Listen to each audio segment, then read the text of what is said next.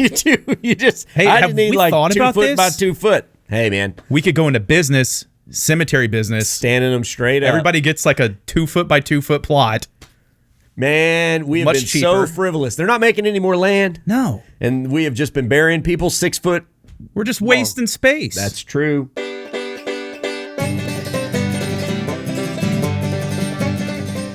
Well, howdy, folks. You're listening to the Daytripper Podcast. I hope you're having a happy November. It just started, so hopefully it hasn't gone off the rails just yet. I am Chet, Garner. You're listening to the Talkin Texas Podcast. Joining me, as always, Daniel Mecey, Howdy, my howdy. co-host over here on the couch. We got a good one for you guys. It's November, which can't even believe. We're coasting out of 2022 pretty soon. I'm ready. Man, what? I'm You're ready. Yeah, coast It's been a through bad year for you. What? No, it's come been on. good. It's Okay. just, let's move on. Let's move. I'm ready. November just started. Let's get it over with. Yes. All right. Anyway, Come on. before we get into the thick of this one, remember, guys, like the podcast, comment, subscribe, do all the things that'll help this podcast grow. Give us a review on iTunes or Google Podcasts, Spotify, wherever you get your podcasts. And yeah, that helps out a ton. Leave a comment. Leave a review. 5 stars, we hope. I mean, does But it go higher than we're 5? okay with 1 stars as well. Yeah, higher than 5. Yeah. Hey, wait, are you really okay with Recode 1 the star? Apple website. Give us a 6-star. All right. no 1 So anyway, we are this month sponsored by the Daytripper World Headquarters. It is where you can get all your favorite Daytripper swag. Got new lids like the hat I am wearing right now, and new hoodies. Daniel over here on the couch Love sporting it. our new hoodies. So yeah, it's cold. not too early to start shopping for Christmas presents, and we got plenty of them. So come on by the Daytripper World Headquarters here in Georgetown, or order online. You can do that. All right. So it is November, the month of November. When you hear November, what's the first thing that comes to your head? Getting ready for Christmas, baby. No, it is not. That's not till after. That's December. Don't you dare. He's wearing a Christmas shirt, folks. Oh, Look at this. no. Dude, so you just like, You remember, where is this from? Merry Christmas, you filthy animal. That's a Home Alone reference. Home Alone. Well, except it's before that. What old movie was that? That's the...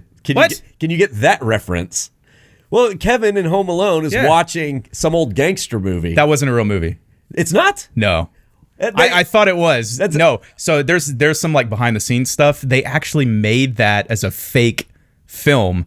And for the longest time, I thought it was real. And I'm like, I want to watch this movie. What is it? Seriously? All those films, Yeah. when he says, I'm eating ice cream and watching rubbish. Yeah, that's all fake. It's all fake. Oh, that's pretty awesome. But they made it look real. Don't you dare turn this podcast into a Christmas movie trivia podcast. I didn't. All right? I Don't did you nothing. dare, Daniel. I'm just saying. We're in November. We're going to celebrate November. Okay. And when November's over, we're going to move into Christmas. Did you like not see- sane human beings? My shirt is underneath. Yeah, I know. You did So cover it up. it's kind of like low key Christmas. How many Christmas shirts do you have? You're going to wear shirts from now until Christmas? Like, I mean- you're getting started early, man. You're going to use up all your Christmas shirts very soon. I might have to buy like 2 or 3 more, and then I'll be good. And then you'll have 60 days of Christmas. Yeah. Anyway, like my point was, you think of Halloween when you get to October. I do. And then you get to November, you think of Thanksgiving. I think Thankfulness. I think of family. Okay. It's a good month for that. yeah, Thanksgiving into December.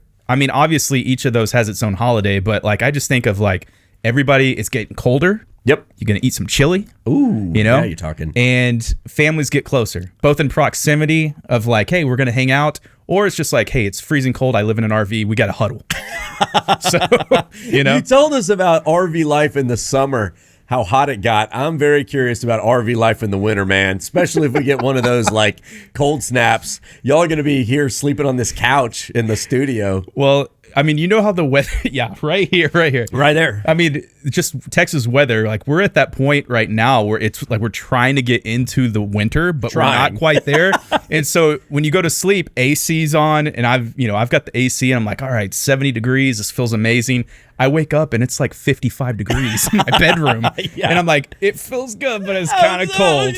I can't. That's when you can't move, man. You move an elbow outside the warm zone in the bed. Oh, yeah. man. Yeah. Oh, well, dude. Okay, so we're gonna save Christmas for Christmas. I'll agree. We'll go November. Okay. And I've got some Thanksgiving rapid fire questions that I want you to play, and I want everybody out there listening to play. This is always fun for me.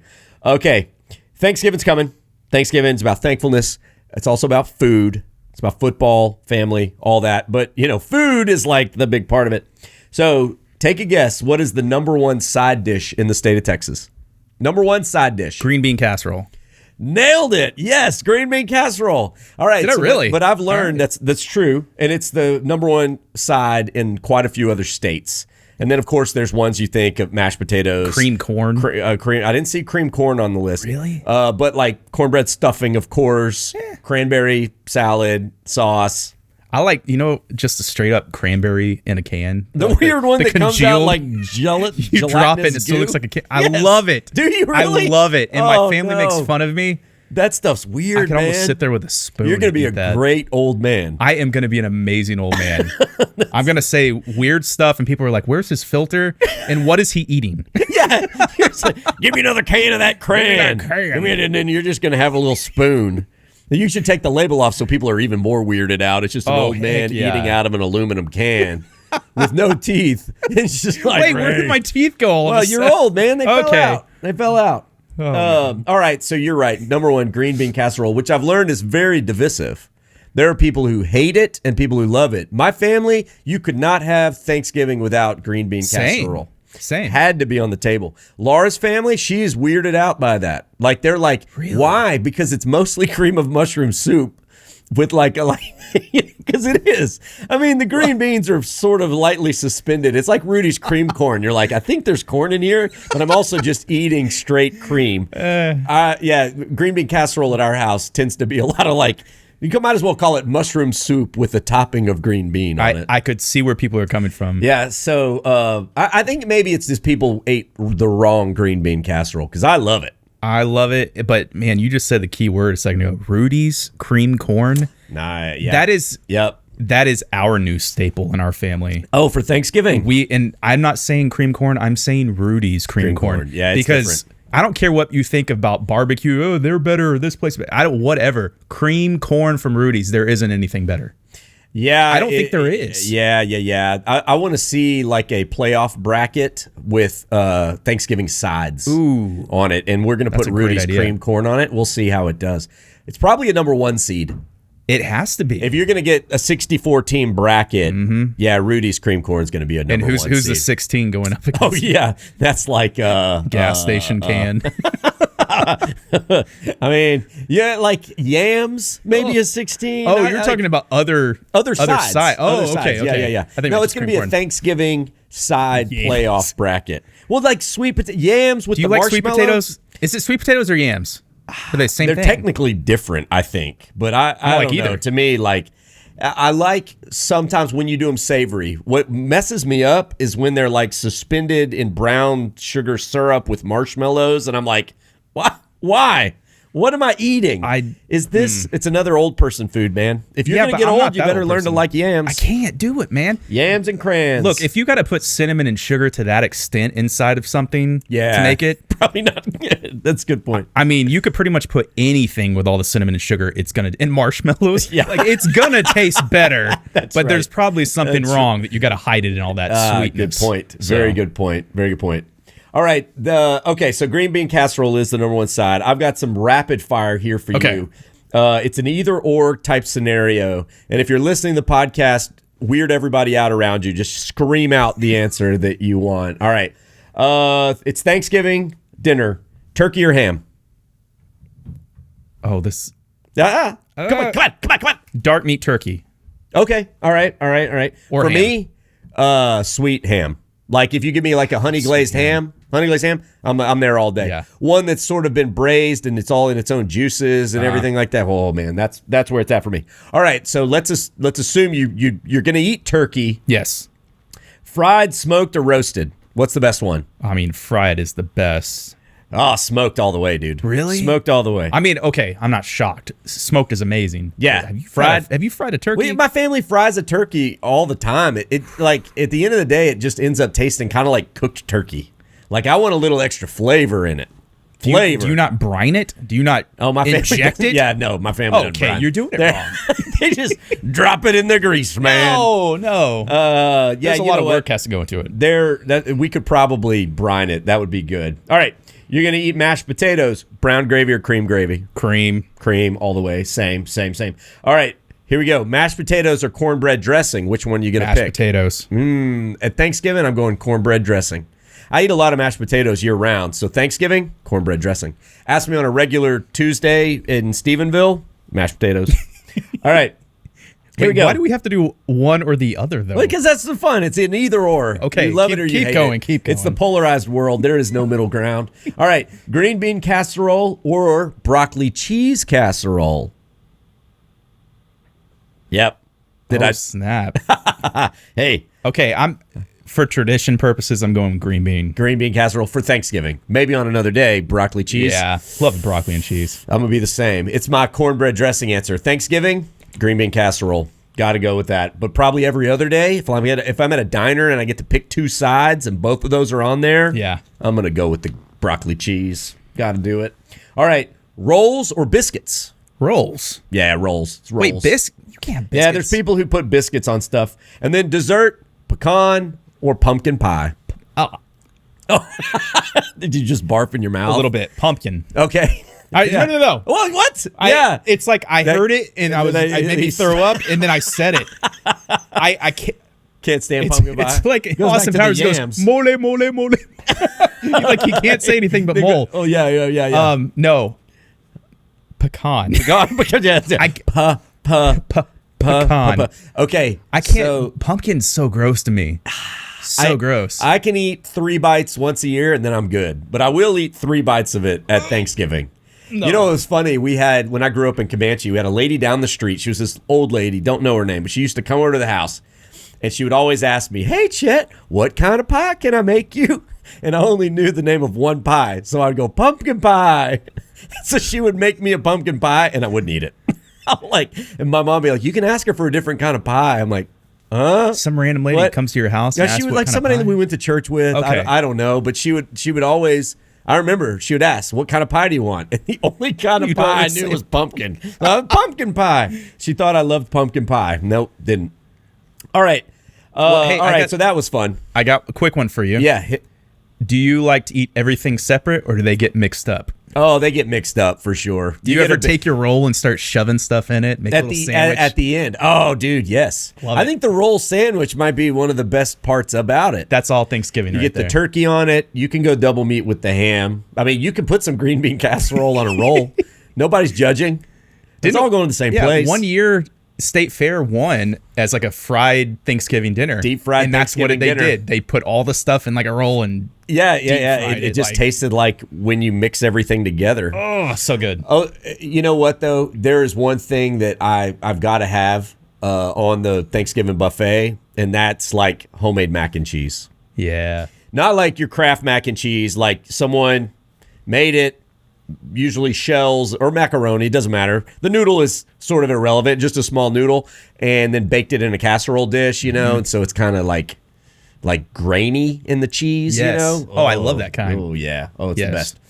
All right. Hey, word of warning to anybody who goes out to the internet and starts asking the most Texan things to put on a Thanksgiving table. The internet knows nothing about Thanksgiving in Texas. Now, I was reading all these lists, trying to come up with the thing, just kind of doing some research, and I can't even tell you how many links put the dumbest stuff on Thanksgiving. It's national websites that are trying to get Texas clicks or clicks from people who are new to Texas, because there were some lists. Guess the number one thing on the Thanksgiving table: tamales.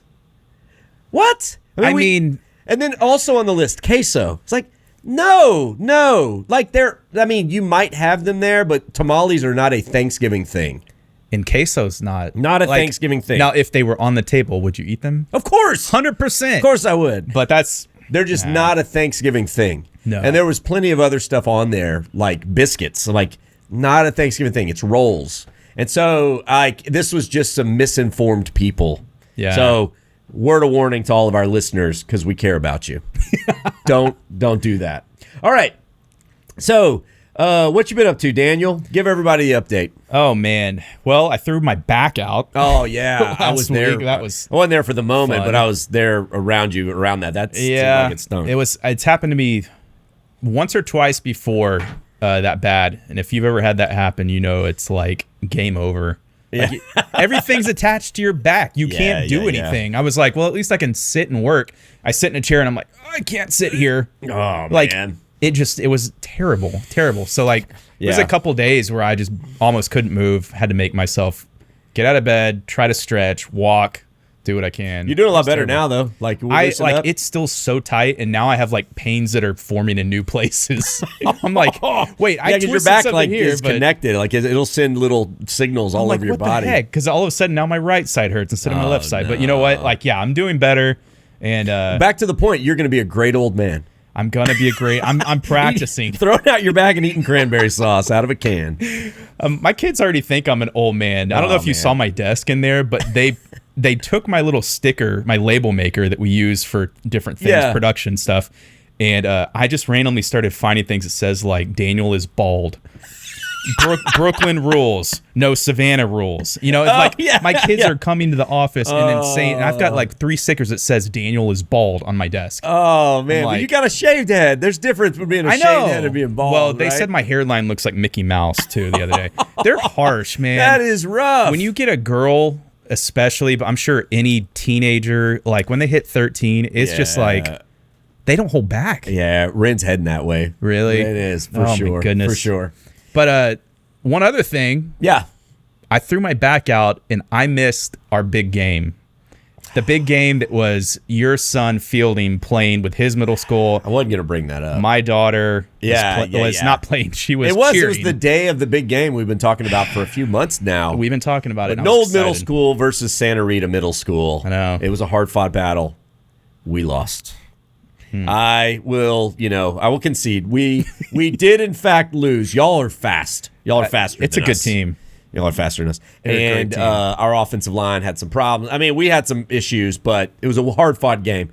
Y'all got 2. All right, the final score was 14-12, and y'all got 2 touchdowns off of turnovers right off the bat, and then y'all didn't score the rest of the game. Yeah. So we held, but we couldn't really score either. So anyway. Middle school football. I'm sure everybody out there everybody's excited about this. Tell us more updates. Hey, speaking of football, what we got to do this past month, which was cool, go to the Baylor game together. We did. First one for me. Yeah. So I've been to that McLean Stadium before. What'd you think about the whole? So I'm pretty much a diehard Longhorn. Yep. I'm not pretty much. I am. But I've always wanted to see inside McLean because you go past it on 35 and you're like, that looks awesome. And when you saw them building it, you're like, it looks huge. It looks really cool because you can tell it's a smaller stadium than maybe UT or A&M. By half. But when you're inside of it, you're like, this looks amazing. It's cool. They did a great job on that. Baylor played great. They did not win that one. Oklahoma State's on a roll. I mean, we didn't win that one. No, UT had the same problems. But man, yeah, it was fun. It was a lot of fun, and going to the President's Suite. Hey, that was pretty cool. So we launched a new campaign with Baylor. I'm a Baylor alum. That's where I went to law school, UT undergrad. But I love Baylor, and they've pulled us into an alumni campaign, finding bears in the wild. So we filmed the whole commercial. It's out there on the internet. You can find it. It was a lot of fun. And so we got to go and kick off the campaign. I got to go down on the field. And who'd you see down there? Chippy Gainsey. Yeah, Little Chip. Had no idea who I was. I went over and shook his hand. Wait, he didn't know who you were? I don't think so. I mean, he was like, so we ran through the Baylor line. You know, that's where all the freshmen run out on the field. Then the players came out, and then I was walking off, and he was standing there. Yeah. And the person who was my helper, kind of handling me, navigating me, was like, hey, you want to go meet Chip? I was like, hey, I've never met Chip. Let's go. So walk over there. There's about 3 other people there trying to take selfies with him. He's trying to just get off the field. It's got to be crazy for him. And then so I step in, get a handshake. The official Baylor photographer just happens to be there, snaps a picture. So I have a great picture of the moment where it looks like we're best buddies. It happened in all of 2 seconds. Did somebody say, Chip meet Chet, Chet meet Chip? Chip meet Chet, Chet meet Chip, Chip, Chet, Chip. The funniest part though was, so I meet him. He was with 2 or 3 people, and then we get off the field. and they're showing him in stadium on the Jumbotron. He's sitting next to Eric Church. And then I saw that. They post photos. The guy standing next to Chip on the field that I just brushed off was Eric Church, the country singer. So he was standing there, didn't recognize him at all. Well, he was in a ball cap and wasn't wearing Baylor gear, like a black T-shirt or something. Well, people even do that to you every once in a while. It's like you have a normal hat on. It doesn't have Daytripper on it. Yeah. You're just a guy. Yeah, just you a put guy. the cowboy hat on. Oh, my God. No, hey, I know you. Yeah, that's right. You're that Daytripper guy. So it's so funny. I mean, he was like, literally, I probably pushed him out of the way to get to Chip games. So anyway, it was fun. That was definitely the highlight of October. That's cool. All right, guys. So moving on in the podcast, lots happened in Texas. Let's talk about it. While you've been listening to this podcast, lots of stuff's been going on in the Lone Star State. This is Meanwhile in Texas. All right, Daniel, you're first up. Okay, Give me, what is the crazy news story from Texas? Try not to laugh when I tell you this. Okay. You're going to laugh. Yeah. Okay, so Montgomery, Texas. Mm-hmm. You ever been there? Conroe. Yep, I've been over there. Okay, so here's what happened in let me pull it up real quick. Okay, so basically this kid is doing what kids do, chewing on a dog toy. Kids do. Like kids do, except I think he's a teenager, so I don't know what he was doing. But he was chewing on a dog toy. His mom was like, "What are you doing?" Had a bottle of water, a bottle of something, came up, nonchalantly smacked him on the head. That little thing inside the chew toy, he swallowed it. Okay, he didn't swallow the chew toy, just the thing, just like the thing inside. So listen to this. Listen to this. Wait, that's him laughing. That's him laughing. It's stuck in his throat. No. So that's actually there's a video. It's like you can look it up. Wind tube going. Oh no! He had to go to the hospital to have it removed, surgically or something. But right? he could still breathe. It was just caught like in his windpipe. And so when people realized he was okay, they're like, "Hey, laugh," or like they would do something. As long as you're not going to die, that's hysterical. Oh my gosh! And yeah, you've seen kids put those little things in their mouth, but yeah. Mom had no clue she was going to make him swallow it. That's funny. That's funny. I'm going to show that to my kids and tell them not to ever chew on dog toys. This is a learning opportunity, kids. Oh, that's funny. All right. So here's what I found. Daniel, it's time to go back to college. Time to go back to college. We're going back to college. So you remember a couple years ago, UT launched a course taught by the great Matthew McConaughey? I do. All right. So college has gotten even weirder since then. So he was teaching a course, but he was actually the teacher, but it was all about one of his movies and the movie process. Well, UT Austin has announced a new course they're offering called the Taylor Swift Songbook. It's a whole course dedicated to Taylor Swift lyrics. They're going to put her next to the works of the greats Shakespeare, Keats, Frost, and treat her as if she is one of the world's greatest poets of all time. Here's what it is. This is a quote from the teacher. This is a course on her songs as literary writing in the ways a popular award-winning writer uses the same literary devices, figures, and tropes of traditional poetry in her work. Sounds very academic. Very academic, and they're putting a lot of pressure on her ability to write extremely well. I know she does decent songs, and for her age, everybody was always like, "Wow, she wrote that." Yeah, but now I'm just like, I don't. Look what you made me do. Look what you made me do. Over and over. Look what you made me. It's like, yeah, that's some pretty. Well, if we study the works of Robert Frost, we see he also said, "Look what you made me do. Look what thou made me do. Look what thou." What has thou made us? I thought it was kind of cool. Like, I guess it's an attempt to make older stuff hip by saying it's the same as Taylor Swift, right? I guess Taylor Swift does this. Look, this is not new. Or helping to elevate Taylor Swift's craft, which is an incredible talent, to say she's doing the same stuff poetry has always done. Therefore, you should learn poetry because you can be the next Taylor Swift kind of thing. Or like, don't think that poetic devices are irrelevant. There are pop songs. So do you think that calling this class like a Taylor Swift class is the equivalent of having like clickbait on a YouTube video or something? It's like, just get them in the door and then they learn poems from Shakespeare. Oh, totally. It's like, You're this like, has nothing I love to do Taylor with it. Swift. I'm just going to go and listen to the Red album over and over again, or Tim McGraw song. And then you're like, dang, this sucks. I'm having to read Shakespeare. You know what I would love? For somebody to be the first person to go, yeah, I failed a Taylor Swift class. Oh, yeah.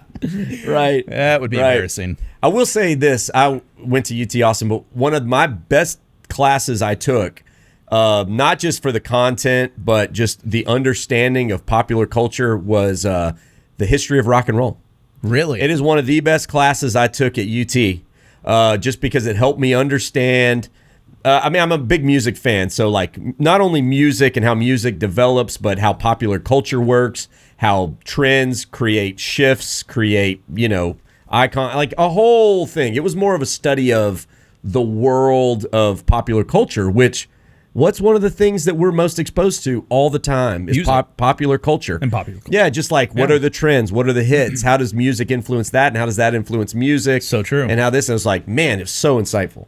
That's awesome. Better than a lot of the really, stick up the booty English classes I had to take. It was great. All right. And then just as a side note, not to be outdone, Texas State has launched a course all about Harry Styles. But this one is studying Harry Styles as an example of modern celebrity.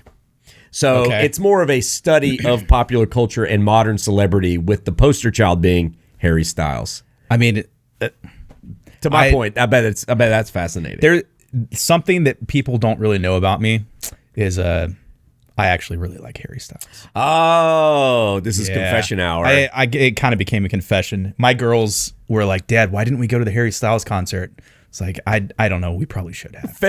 Like it was a little bit. Laura said the same thing, and I'm like, yeah, we should have gone. Like, it was like 7 days, and everybody was posting about it. And like, I don't know what I was thinking, but I listened to Drop Harry the ball, Styles Dad. Dad fail.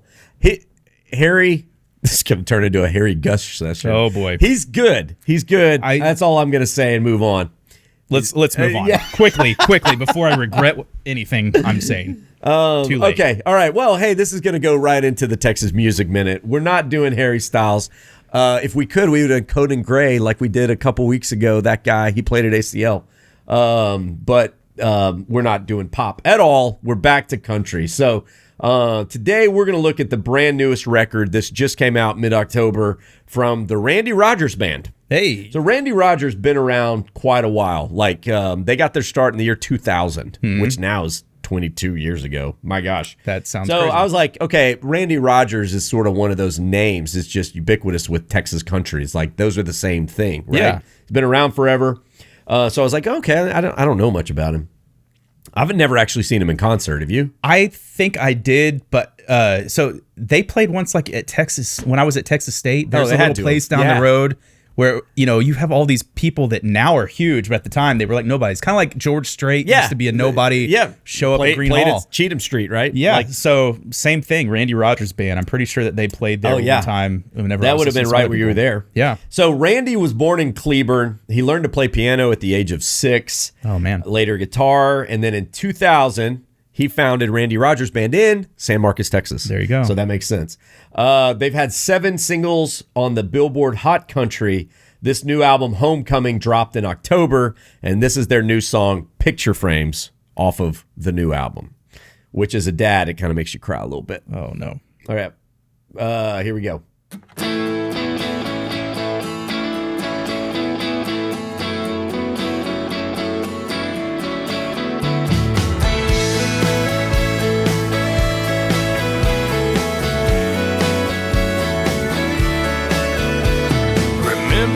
Summer night in New Orleans, we'd only known each other for a couple weeks. We watched the sunrise on Bourbon Street with hurricanes in our hands. There's something sweet about a morning buzz when you're dancing with the possibility of love. There wasn't no one but the two of us that even gave it half a chance.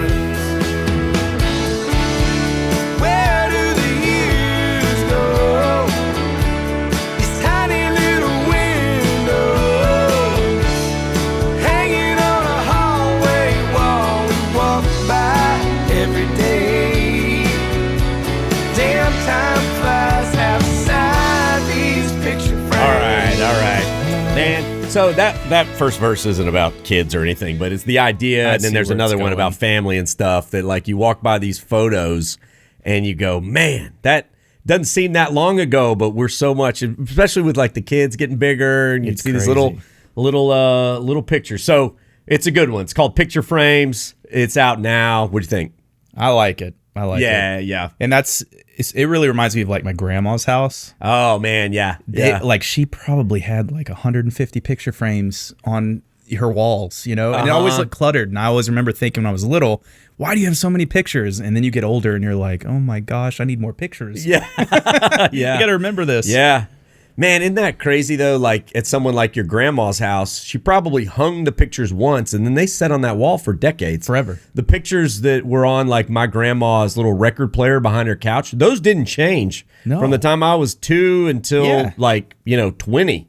Like, it's funny. Even the pictures of you, like when you were 2. Yeah. They would still have it. Like I had a picture at my grandma's house. It's still there. And it's me whenever I was born. Yeah, and it's been hanging there for 38 years. I guess, but this is funny, like when you hang a picture on a wall, you typically don't give it, I don't, it's like, oh, this is a fun picture from a recent thing. I'll just hang it on the wall, and then I'll swap it out later when I get a different picture I like, but you never swap it out. No. It hangs on that wall for 20 years in that same spot.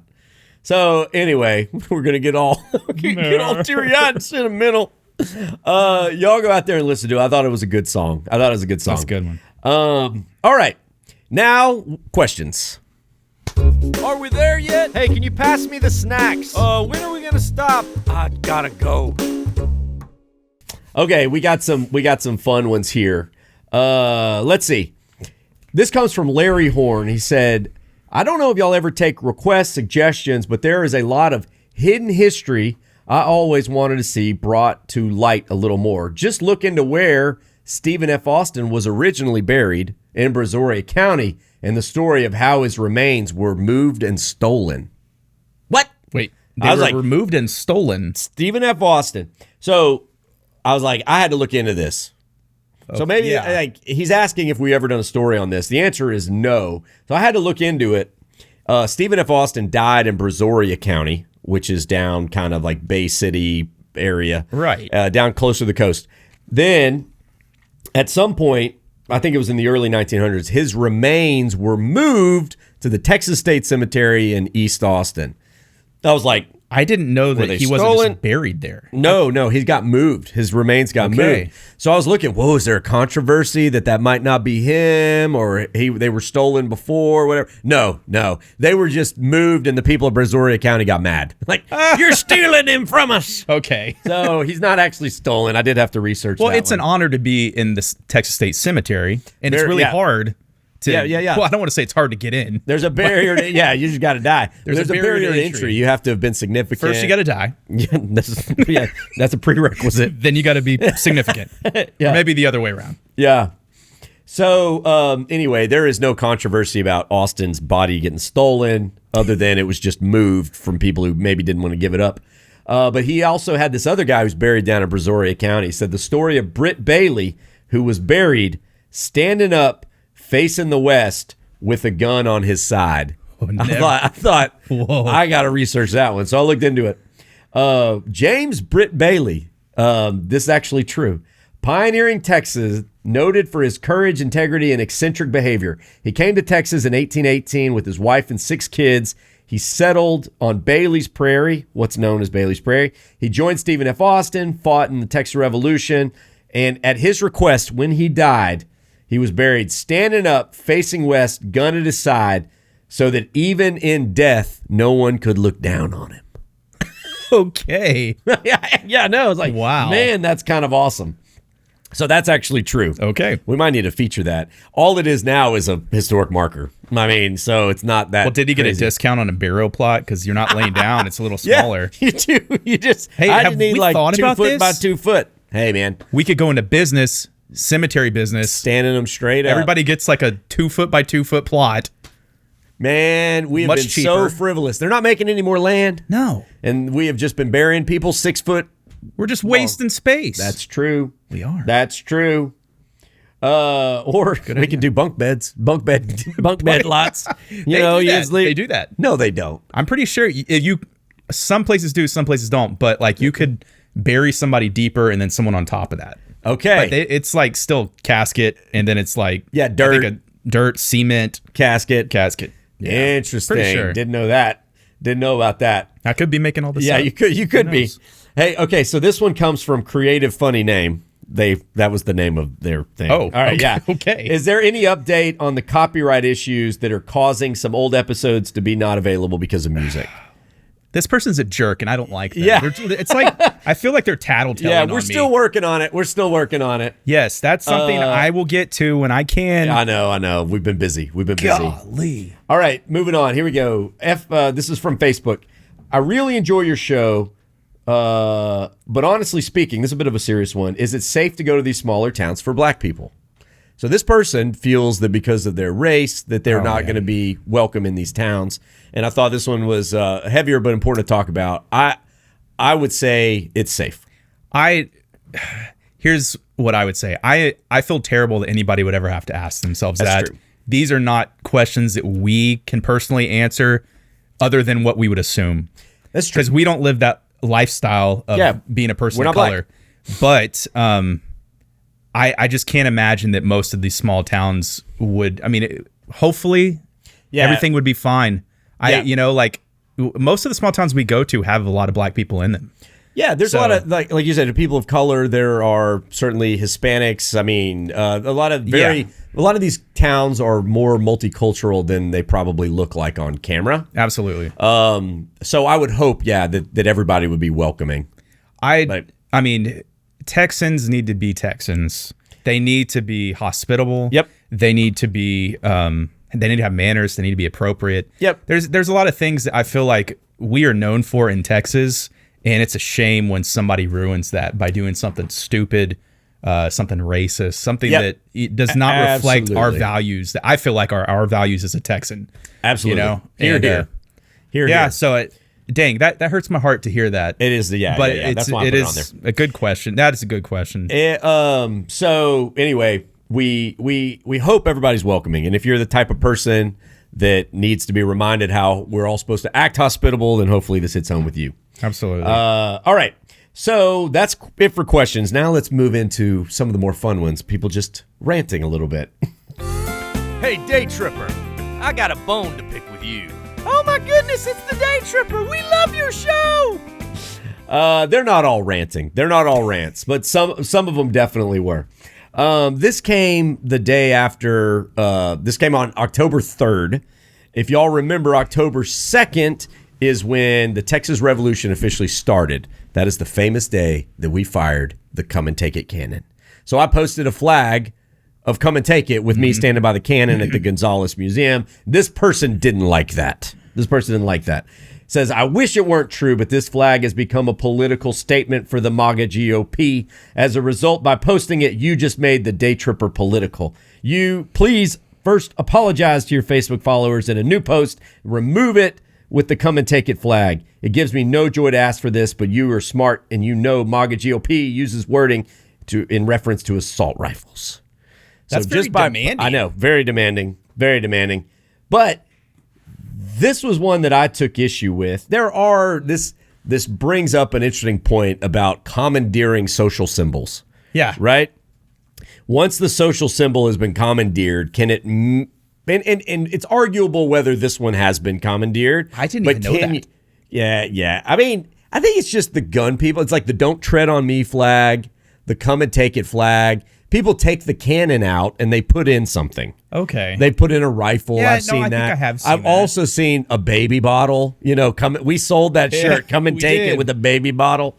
So I don't think this one's been commandeered. I think this one still means has its historical significance. Well, yeah, and it served a purpose with the day that you posted it. Like, it did. It was a significant It wasn't. day. Yeah. That's really true. strange. Okay. That's really true. Hey, people ranting. People be ranting. She was pretty mad about it, and I'll save you from her name. I won't disparage her name at all because it's silly to me that you'd get that worked up on a historic flag. Cancel history, man. Yeah, you just got to cancel it all. Like, man, so many bad things have happened in history. If we literally looked at how people are changing things or talking about things now, it's almost like forget the past entirely and move forward. Yeah, and if you do that, you're going to do what? Repeat the mistakes of the past. Yes, you will. You will. People in the past were not angels by any stretch of the imagination. Not even close. Yeah. And we're still not. And we're not. But you know what? Hopefully we move in the right direction. But yeah, we're getting based there. on the things we learned in the past. That's true. This is true. Very good. We're getting pretty deep today. I know, man. Oh, gosh. All right, here's another one that I bring up that I just should say, I'll take this criticism and say sorry about that. Okay. Watch one of your episodes in Kilgore, as I do very often, and enjoyed it. But please, please, please don't walk on the tracks. Most people in the media could care less, but walking on tracks is not only against the law, but it's incredibly dangerous. We walked on some railroad tracks. I told you to do Having that. worked, you did. I was like, hey, This person, having worked in the railroad industry, participated in Operation Lifesaver, the general public doesn't know how many people lose their lives each year for what they think is innocent photography or filming on tracks. And unfortunately, when people see other people do it, especially in the media, it compounds the problem. Just something to think about. That was one of those. I say, That's legit. That's legit. Okay. Shouldn't have done it. We shouldn't have walked on railroad tracks. Sorry. People shouldn't walk on railroad tracks. Of course, we've done it a bunch of times, but it is way more dangerous than you think. I mean, more dangerous than you think. It's dangerous, but I don't know. I'm kind of in that mentality of like, make sure you look at your surroundings. You look both ways, and I guess the people who die, maybe they were being unsafe or whatever. There was other reasons involved, but if I were going to teach my kids something, it'd be don't walk on the tracks. I mean, who was it? It was Chris, what's his name, in Fried Green Tomatoes. Didn't he get killed? Yeah, people, oh man, it's happened. It is in the movie. It's so happened. There you go. I've got friends who've been on tracks when some other people they were with got killed. Oh, really? Yeah. Now, they were playing around trains. It wasn't just walking on tracks with no train. They were like, they were moving trains. Did they even have like an actual train that was on those tracks? I don't remember. No. There was no train at all. I mean, they were probably active, but there were no trains coming by any time with us. I don't think I ever remember seeing it. Maybe. All right, we got one more today. This is a tip for something in the future. So, as y'all know, we've been making the Daytripper for 13 years. Over the course of 13 years, some businesses have closed. Yes, so we're trying to clean up our website to make sure we're not pointing y'all to old businesses because some have closed, family reasons, whatever. The life cycle of restaurants is tough. This is from Brooke McMillan. Watching the marathon on KERA, and you're in my hometown of Abilene, but you filmed in 2013. You should definitely come back. She said, come to this. Grain Theory is a cool local brewery. We should also feature the Don Louis Cafe, which is a mix of Cuban and American. That sounds fun. That'd be awesome. The owner is a grandson of a Cuban immigrant with a fantastic story to tell. So we got some new tips for Abilene. But that was just a good point to bring up. Like, if you ever find anything outdated on our website or on the Daytripper app, let us know because we're trying to get it all cleaned up and then put in substitute restaurants for the places. I mean, we've got hundreds of places on the website, so we need people's help to let us know we that. do. We can't go and eat at hundreds of places every year. All right. So that is it. Guys, if you ever want to have your question or your comment featured on the podcast, go email it, podcast@thedaytripper.com, or leave a comment on this video, or, just leave a comment somewhere on social media. We're always on that stuff, checking out comments. Thanks again to our sponsor, the Daytripper World Headquarters. Y'all go and stock up on some of our fall merch. We got hoodies, new hats, long sleeve tees. Man, y'all bought the heck up out of that skeleton Halloween shirt that we had. Texas until I die. Yeah, that's right. That was a fun one. And so y'all go out there. Thank you very much for your support. Thank you for listening. Shout out to our new producer, Alex Fort, rocking over there on the switcher. And say your goodbyes, Daniel. All right, see y'all next time. And bye con Dios, amigos.